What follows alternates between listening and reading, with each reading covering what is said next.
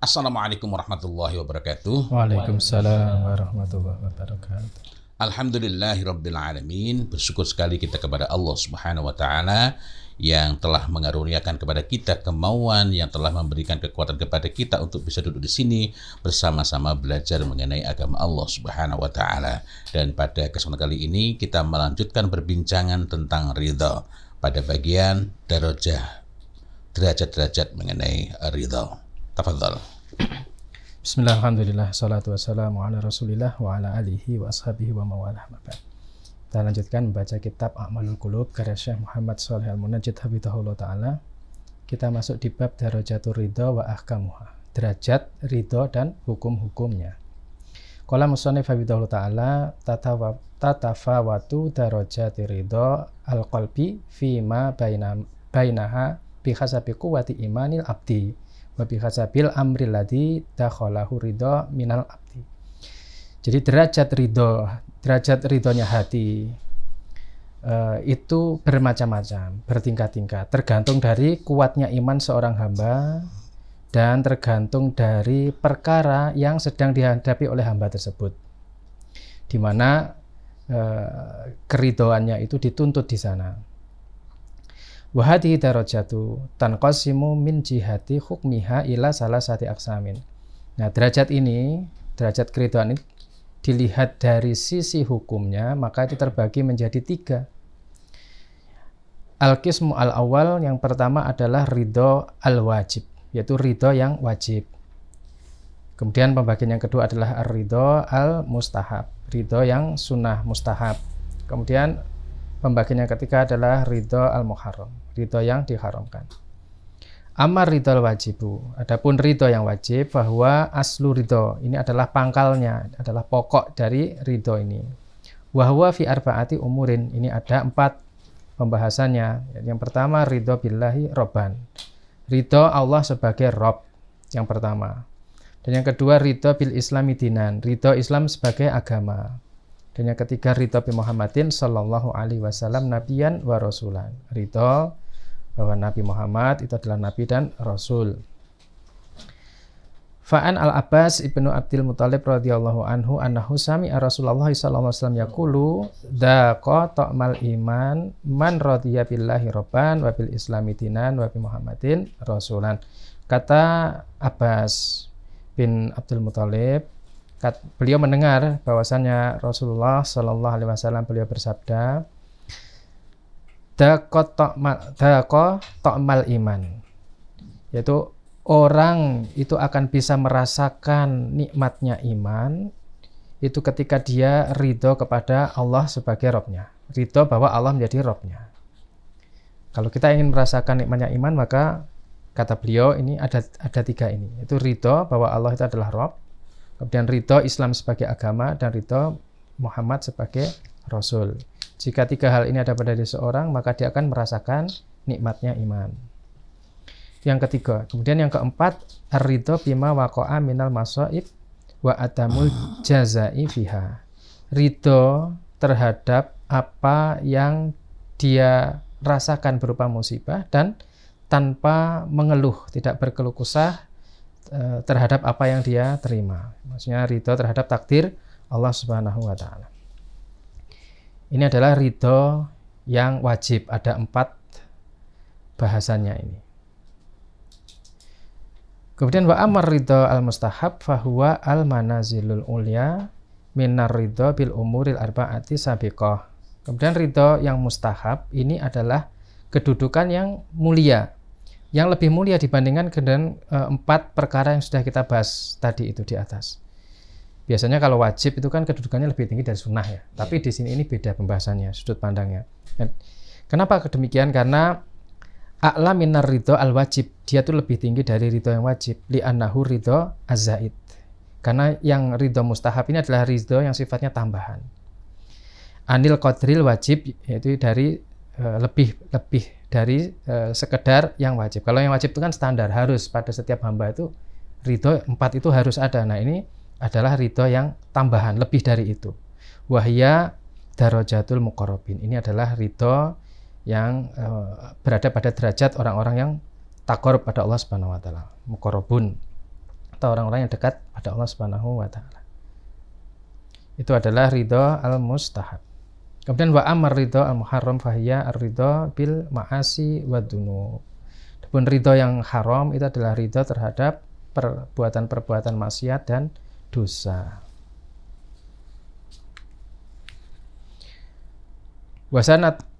Wasanata ketisum anil anhadihil aksami bil tafsili insyaallah. Kita akan berbicara tentang pembagian ini secara terperinci insyaallah. Kemudian yang pertama, al-qismu awal, pembagian yang pertama adalah ridho al-wajib, ridho yang wajib.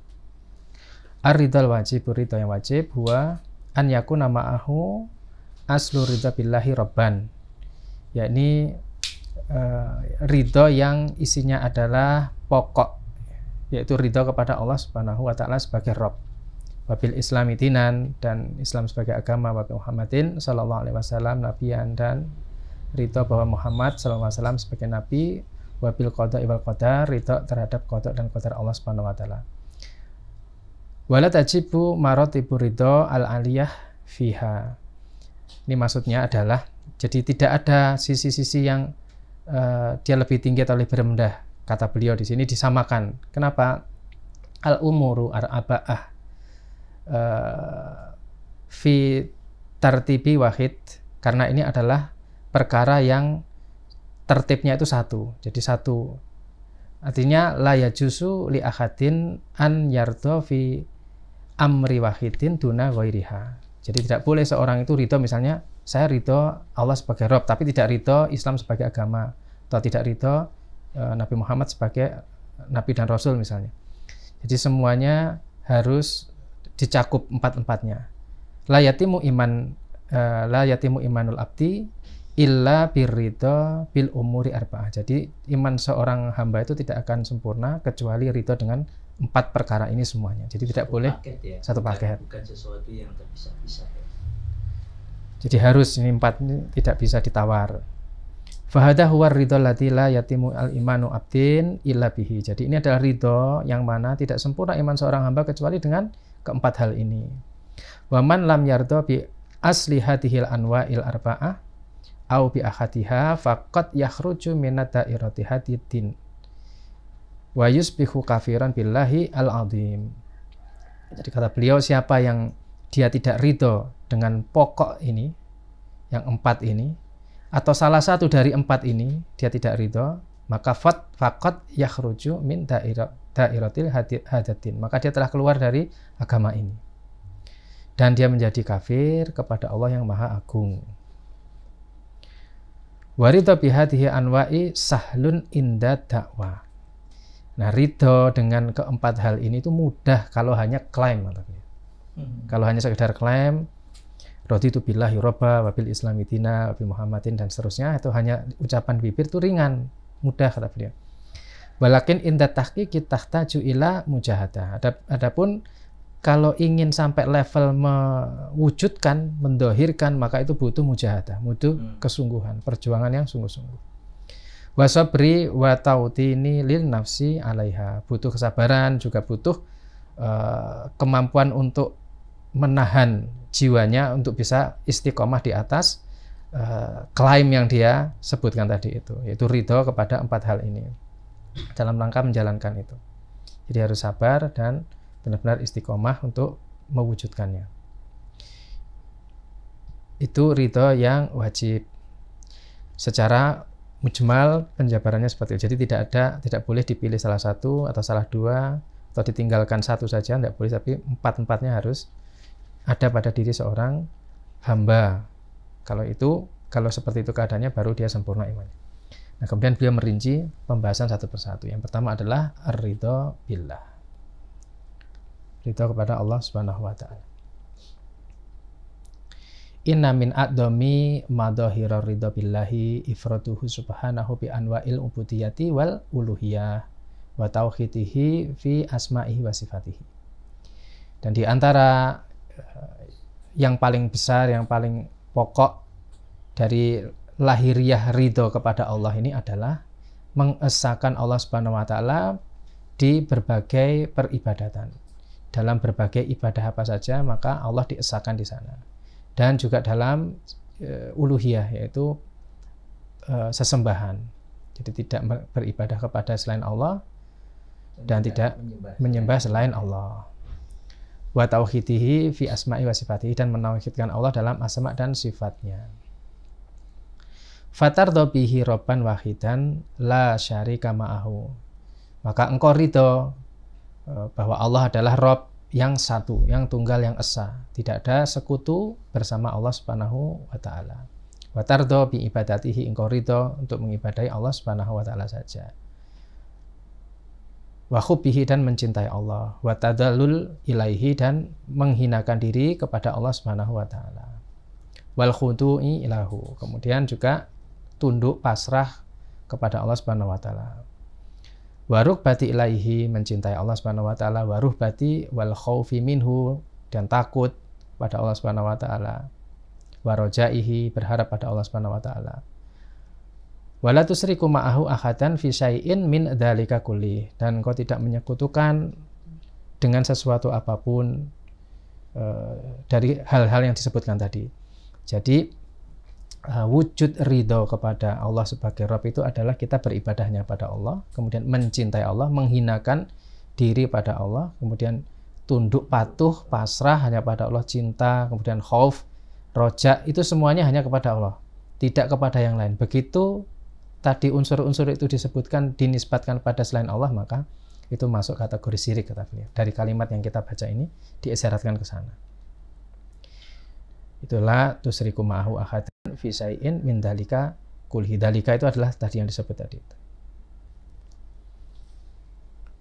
Kemudian watardha bi tadbirihi, engkau ridho dengan kepengurusan, maksudnya Allah itu sudah mengurusi alam raya dengan segala ketentuan dan ketetapannya. Nah, kita ridho dengan tadbir Allah ini. Fatun zilubihi khawaijaka, kemudian kita letakkan kebutuhan-kebutuhan kita itu kepada Allah Subhanahu wa taala. Maksudnya kita sandarkan, kita wakilkan gitu ya. Kita butuh sesuatu, kita berharapnya kepada Allah Subhanahu wa taala. Wa tatlubu minhu islahatinika wa dunyaka, dan engkau berharap dari Allah kebaikan untuk agama dan duniamu. Ini adalah gambaran ridho kepada Allah Subhanahu wa taala, mulai dari amalan hati tadi, yaitu cinta, takut, merendahkan diri, menghinakan diri, sampai ke amal zahirnya, itu berupa peribadatan, termasuk menyandarkan harapan kebaikan dunia dan akhirat, itu semuanya pada Allah. Nah, itu wujud ridho pada Allah Subhanahu wa taala sebagai Rabb. Karena ketika disebut Rabb itu ada unsur Allah Al-Khaliq, Allah Al-Malik atau Ar-Razzaq dan Al-Mudabbir. Maka kata beliau disebut sini waridho bi tadbirihi, ridho dengan bagaimana Allah mengatur dan mengurusi kita. Wa minna ridho billahi rabban, dan di antara wujud atau bentuk ridho kepada Allah sebagai Rabb, antas huta ibadatan maduna Allah, ya engkau murka, engkau tidak suka terhadap peribadatan selain kepada Allah Subhanahu wa taala. Bentuk-bentuk praktek kesyirikan, nah kita tidak suka. Rasa tidak suka kita ini adalah bukti bahwa kita ridho Allah itu sebagai Rabb. Wahada qutbu rohal Islam. Qutbu roha ini adalah istilahnya. Jadi kalau di makna itu adalah al-asa al-ghalidah bitobakil asfali minar roha yaduru alaihi at-tobakul a'la. Jadi sebuah tongkat yang sangat keras yang itu diletakkan di lempeng batu yang bawah, kemudian nanti diputer lempeng batu yang di atasnya. Penggilingan tepung orang-orang Arab itu kan ada dua lempeng batu. Nah, ada porosnya. Nah, ini poros. Jadi istilah qutbu rohal Islam itu adalah porosnya Islam. Itu kalau tidak ada itu, lempeng itu tidak bisa diputer. Dia akan lepas berantakan. Nah, itu pengikatnya sekaligus menjadikan lempeng penggilingan tepung tradisional itu bisa berfungsi. Intinya adalah bahwa ridho kepada Allah sebagai Rabb, terus kemudian kita itu tidak suka terhadap peribadatan yang sifatnya menyekutukan Allah, ini adalah hubbu rohal Islam. Ini adalah poros atau kutubnya Islam. Fala tardo bi ibadatin nasara li solibi wal masihi alaihi salam. Engkau tidak ridho dengan peribadatannya orang Nasrani yang mereka itu mengibadahi salib dan Nabi Isa alaihi salam. Wala tardo bi ibadatil Yahudi li Uzair alaihi salam. Engkau tidak ridho pada Yahudi yang mengibadahi Uzair alaihi salam. Wala tardo bi ibadatil wasanina li Buddha. Engkau juga tidak ridho terhadap peribadahan patung Buddha. Ibadah ini maksudnya penyembahan. Penyembahan. Kita memaknainya kan penyembahan. Kalau sebenarnya kalau di walaupun mereka menganggapnya dalam tanda kutip ibadah, tapi kan sebenarnya itu menyerutukan Allah. Ya. Jadi kemudian wala tardo bi ibadatil asnam wal ausan ayya makunta. Dan kau tidak ridho pada bentuk peribadahan asnam. Ada asnam, ada ausan. Asnam itu suwaru wat tamasil, yaitu bentuk gambar, lukisan atau patung. Adapun ausan itu adalah misalnya al-kubur, wal maqarat, kuburan, kemudian tempat-tempat orang yang dianggap keramat misalnya. Hal-hal seperti itu. Nah, sikap tidak ridho terhadap peribadatan yang seperti itu wujud dari ridho kepada Allah sebagai Rabb. Wujud dari ridho pada Allah sebagai Rabb. Wa hadha ridho mahrumun minhu gulatu sufiyah ubadul kubur. Dan ini adalah ridho yang diharamkan,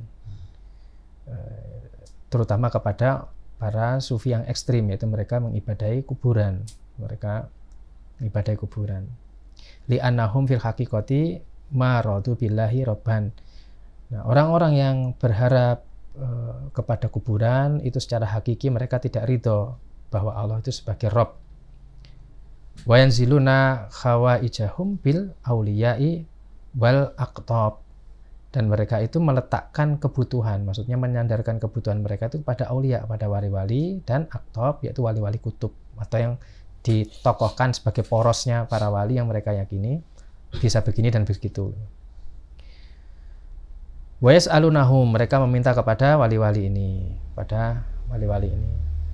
Wa yastaghisuna bihi, mereka mohon pertolongan pada mereka. Yaitu orang-orang sufi yang ekstrim ini meminta pertolongan pada wali-walinya. Wa yatawakkalu alaihi, mereka bertawakal, menyandarkan hati dan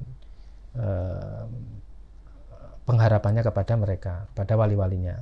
Wa yarjuna minhum ma la yuqadiru alaihi ilallah. Dan mereka berharap dari wali-wali yang mereka yakini itu, padahal mereka itu tidak memiliki kudrah, mereka tidak memiliki kekuatan kecuali hanya Allah Subhanahu wa taala. Wala yaqtadihi ilallah, dan mereka tidak bisa membuat ketetapan, keputusan kecuali hanya Allah Subhanahu wa taala. Wa haula illadina yarjunal amwata law radu billahi rabban la talabul madada minhu subhanahu wa matawakkalu illa alaihi wala istighosu illa bihi.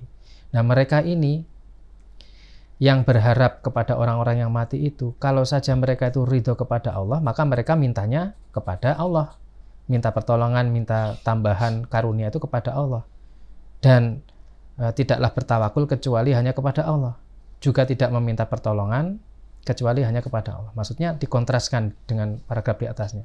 Kalau gulat sufiyah, orang-orang sufi ekstrim itu, mereka sampai pada taraf misalnya meminta kepada wali-wali yang sudah meninggal.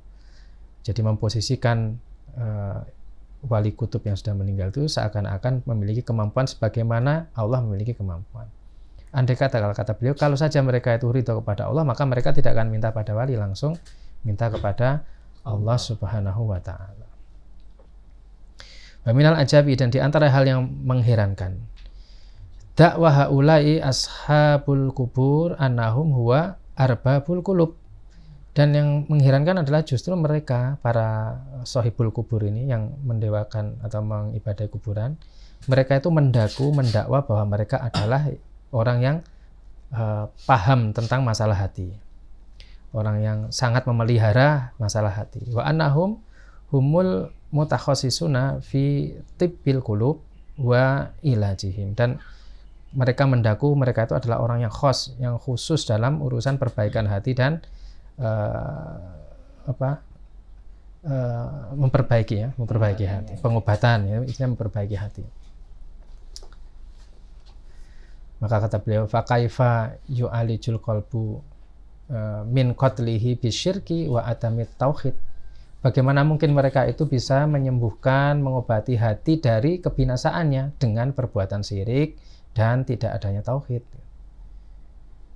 Kalau mereka mengklaim mereka ini orang-orang yang peduli dengan urusan hati, justru harusnya mereka tidak melakukan praktek kesirikan, gitu, intinya gitu.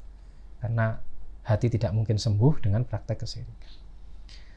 Qala ta'ala, Allah Ta'ala berfirman, kul, katakan wahai Muhammad, aghairallahi abghi robban, apakah pada selain Allah mereka itu mencari Rob, kalau kamu itu mencari Rob, wa huwa rabbu kulli syai'in, padahal Allah itu adalah Rabb kula syai'in, Rabb kulli syai'in. Allah adalah Tuhan segala sesuatu. Disebut kulli syai'in, itu kan segala sesuatu. Berarti segala sesuatu selain Allah itu ada di bawah kendali Allah Subhanahu wa taala. Nah, kalau kemudian mereka menganggap ada sesuatu yang bisa dimintai pertolongan, bisa memberikan sesuatu, padahal itu adalah di bawah kuasa Allah Subhanahu wa taala, itu bagaimana itu ininya. Jadi kata Allah, katakan Muhammad, apakah pada selain Allah mereka itu mencari Rabb, padahal Allah adalah Rabb segala sesuatu. Mestinya langsung minta kepada Allah Subhanahu wa taala. Qala Ibnu Abbas radhiyallahu anhu, kata Ibnu Abbas, sayyidan wa ilahan, Allah itu sayyidan wa ilahan, Tuhan sekaligus Tuhan, yakni fa kaifa atlaba rabban ghairahu wa huwa rabbu kulli syai'in, bagaimana mungkin meminta atau mencari Rabb selain Allah, padahal Allah adalah Rabb segala sesuatu. Kalau Allah adalah Rabb segala sesuatu, berarti yang di bawahnya itu semuanya adalah kawulannya Allah. Lah kok nyari yang lain? Nah, ini sebenarnya kan logika yang sederhana. Ya kita milihnya yang terbaik misalnya gitu, langsung pada Allah Subhanahu wa taala. Wa qala ta'ala, Allah Ta'ala berfirman, kul, katakan wahai Muhammad, aghairallahi attakhidu waliyan, apakah pada selain Allah mereka itu mengambil atau meminta pertolongan. Fatiri samawati wal ard, padahal Allah itu adalah pencipta langit dan bumi. Yakni aghairallah ittakhidu ma'budan, apakah pada selain Allah mereka itu menjadikan ma'budan, yang diibadahi, wa nasiran, dan yang menolong, wa mu'inan, dan yang menolong, wa mulji'an, yaitu tempat bersandar atau tempat kembali. Wa minar ridho billahi robban, dan diantara bentuk atau wujud ridho Allah sebagai Rob adalah al-hubbu fillah, cinta karena Allah, wal bugdu fillah, benci juga karena Allah. Famahabbatu al-ulama minar ridho billahi robban, cintanya ulama kepada Allah, mahabbatul ulama, yaitu mahabbahnya ulama, itu termasuk ridho pada Allah sebagai Rob. Dan wa mahabbatus sholihin, cintanya orang-orang solih, wa zuhad, dan orang-orang yang ahli zuhud, itu minar ridho billahi robban, itu termasuk ridho kepada Allah sebagai Rob. Wa mahabbatul qaimina alal amri bil ma'rufi wan nahyi anil munkari minar ridho billahi robban, dan cintanya orang-orang yang menegakkan amar ma'ruf nahi mungkar, itu juga termasuk bentuk atau wujud ridho kepada Allah sebagai Rob. Wa bugdul fusak wal fujar minar ridho billahi robban, termasuk kita itu tidak suka dengan para pelaku kefasikan, tidak suka kepada pelaku kriminalitas, pelaku dosa, itu termasuk kita itu ridho kepada Allah sebagai Rob. Wa bugdul mumassilina wal mughnina minar ridho billahi robban, kita itu tidak suka kepada para pematung, juga para penyanyi yang melalaikan dari zikrullah, maka itu termasuk bentuk ridho kepada Allah Subhanahu wa taala sebagai Rabb. Wa bugdul qanawat al fadhaiyah al mufsidah, itu kita tidak suka, kita benci kepada channel-channel televisi yang merusak.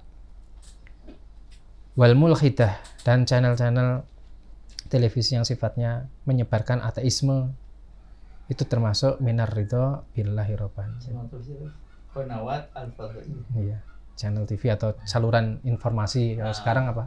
Channel-channel YouTube, ya, internet, YouTube, ya, kayak gitu. yang mufsidah, Ya. mulhidah itu harus kita benci ya. Jadi beliau membawakan pertama cakupan yang disebut dengan ridho wajib ya ini. Kemudian ridho kepada Allah itu seperti apa gambarannya, apa dalilnya, kemudian wujud konkretnya bentuk ridho itu seperti apa. Nah, kurang lebih yang dibawakan beliau seperti ini. Itu mungkin yang kita baca pagi ini. Wallahu a'lam bishawab. Alhamdulillah telah usai pembicaraan kita tentang derajat-derajat keridhaan dan nanti hukum-hukumnya ya. Yeah. Ada 4 jenis ridho yang wajib yang harus kita miliki sebagai mukmin. Sudah 1 kita bahas, insya Allah selanjutnya akan kita bahas poin-poin yang lainnya di pertemuan berikutnya. Wabillahi taufiq wal hidayah. Assalamualaikum warahmatullahi wabarakatuh. Waalaikumsalam warahmatullahi wabarakatuh.